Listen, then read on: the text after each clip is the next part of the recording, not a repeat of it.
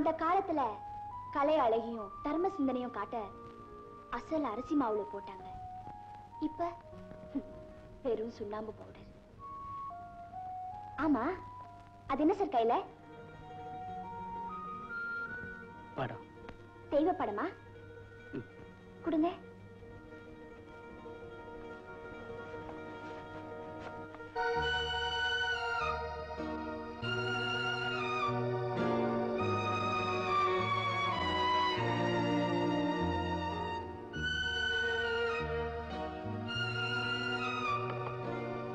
இதெல்லாம் உன் படம்? மிஸ்டர் கோப்பு கொடுத்துட்டு போனாரு. அவரையே முன்ன வரைஞ்சாரு. அத்தா, மேல்நாட்டுல பெர்னார்ட் ஷான ஒரு மேதை. அவர் சொன்னாரு, கலைஞனுக்கு காதல் வந்தா பாட்டாவோ படமாவோ எழுதுவான், முட்டாளுக்கு காதல் வந்தா கடிதமா எழுதுவான், போக்கிரிக்கு காதல் வந்தா கள்ள விட்டு எறிவா, கோழியனுக்கு காதல் வந்தா பைத்தியாவா. ஆனா மிஸ்டர் கோப்பு எப்படியோ.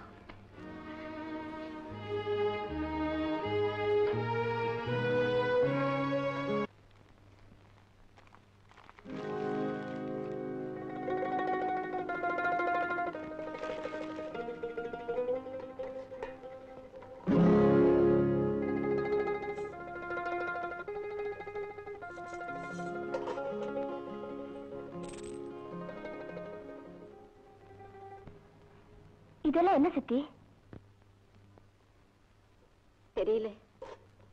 உன்னோட வாழ போறோங்கிற ஆசையில பாப் அவன் இதெல்லாம் வாங்கி வச்சிருக்கா. இப்ப இதெல்லாம் எதுக்கு? எடுத்து எடுத்துல வச்சிரு.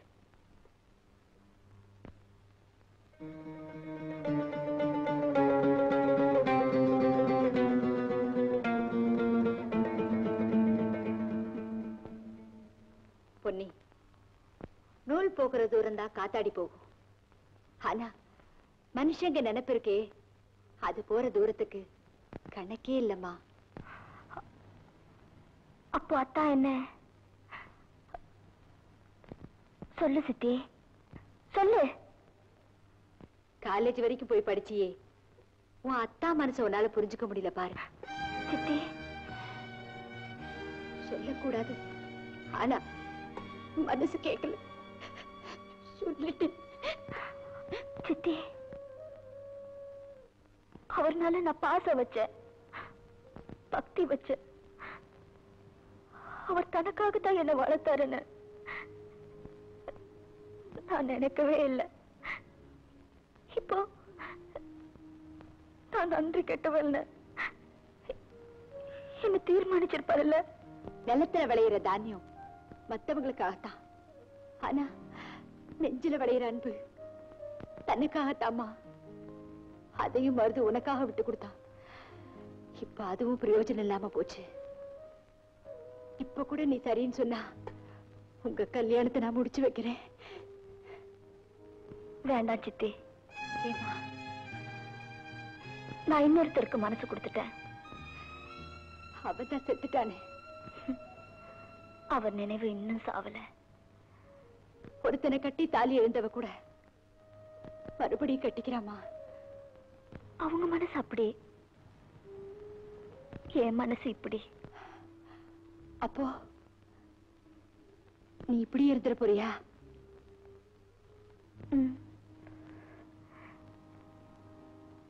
நீ இருக்கிறியே. உங்க ரெண்டு பேர் அப்பங்க செத்து போனப்ப கூட நீ அனாதை ஆகலடி. இப்பதான் நீங்க அனாதை ஆயிட்டீங்க. நீ படிச்சவ எப்படியோ வாழ்ந்துடுவ. ஆனா அவ உன் துணையை நம்பி படிக்கவும் இல்லடி. ஊர் உலகத்துல எத்தனையோ பொண்ணுங்க இருக்காங்க. அத்தானுக்கு அவங்கள பார்த்து கட்டி வைக்கலாம். இந்த வீடு என்னால பரம்பரை அத்து போக வேண்டாம்.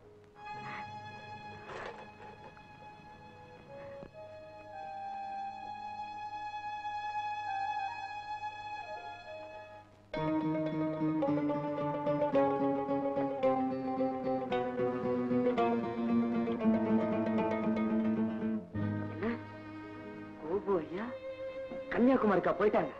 ஆமா தம்பி. ஏன் அவ்வளவு தூரம் மாற்றலாகி போகணும்னு கேட்டேன். இந்த நாட்டுல அதுக்கப்புறம் ஒரே இல்லைன்னு சொல்லிட்டேன். என்ன சகோதரன் சொல்லி பழகிட்டு என்கிட்ட ஒரு வார்த்தை கூட சொல்லிக்காம போயிட்டாங்களே. உங்க மாமா மக மேல ஆசை வச்சிருந்ததால உங்க முகத்தை பார்க்கறதுக்கு வெக்கப்பட்டுக்கிட்டே போயிட்டாரு. அவர் மனசு இப்பதாங்க எனக்கு தெரிஞ்சது. அவருக்கே பொண்ணைய கட்டி வச்செல்லாம் வந்தா தேடி வந்தாயா? நீ எப்பவும் எதையும் காலதாமதமா தான் புரிஞ்சுக்கிற. இப்போ ஒண்ணு கிட்டு போகல. நீயே பொண்ணு எழுத்துல 3 முடிச்சு. வேண்டாங்க, அவளை நான் எப்பவோ தியாகம் பண்ணிட்டேன். இல்லப்பா, இனிமே தான் நீ தியாகம் பண்ணணும். பொண்ணு பொறுத்த நேரம் ஆசைப்பட்டவன். அவளை கட்டிக்கிறதுக்கு யாருமே இந்த ஊர்ல முன்வர மாட்டாங்க. அதனால நீதாப்பா அவளுக்கு வாழ்வு கொடுக்கணும். கண்டிப்பா நீங்க கல்யாணம் கட்டிக்கணும். ஏன்னா ஒரு மனைவியாலத்தான் ஒருத்தரை நல்லா கவனிக்க முடியும். உங்களோட இந்த நோய்க்கு அவசிய துணை தேவை.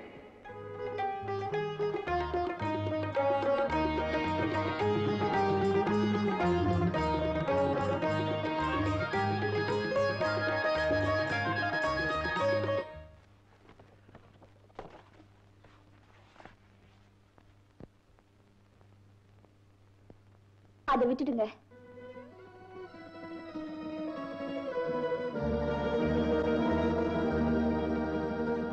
அத்தா, ஆனந்தோட காதல் காத்துல கலந்துருச்சு. கோப்புவோட காதல் தண்ணியில கரைஞ்சிருச்சு. இன்னொரு காதல் நெருப்புல எரிஞ்சிட்டு இருக்குதே உங்க நெஞ்சுக்குள்ள. எனக்கு எப்படி தெரியும்னு பாக்குறீங்களா? நம்ம சித்தி சொன்னா அவங்க இன்னைக்கு சொன்னத நீங்க அன்னைக்கே சொல்லிருந்தா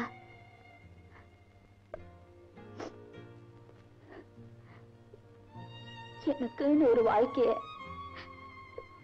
நான் தேடிட்டு போயிருக்க மாட்டேன்.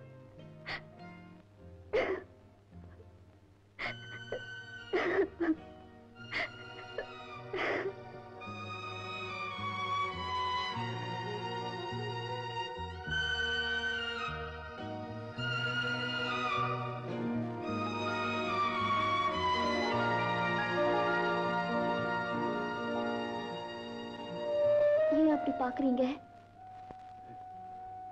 பொண்ணே, நீ சின்ன குழந்தையா இருக்கிறப்போ அடிக்கடி என்ன கேட்பேன், இந்த ஆடு எங்கிருந்து வருதுன்னு. அப்ப எனக்கு பதில் சொல்ல தெரியல. இப்ப சொல்லவா? கண்ணுக்குள்ள இருந்தா வருது.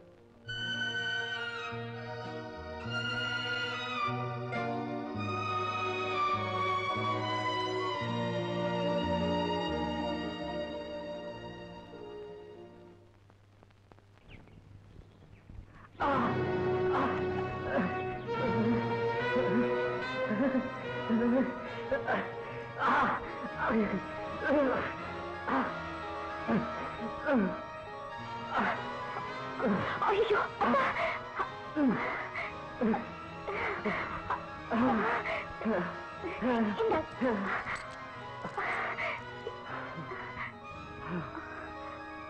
பொண்ணே, நான் ஒண்ணு சொல்றேன், தட்ட மாட்டியே?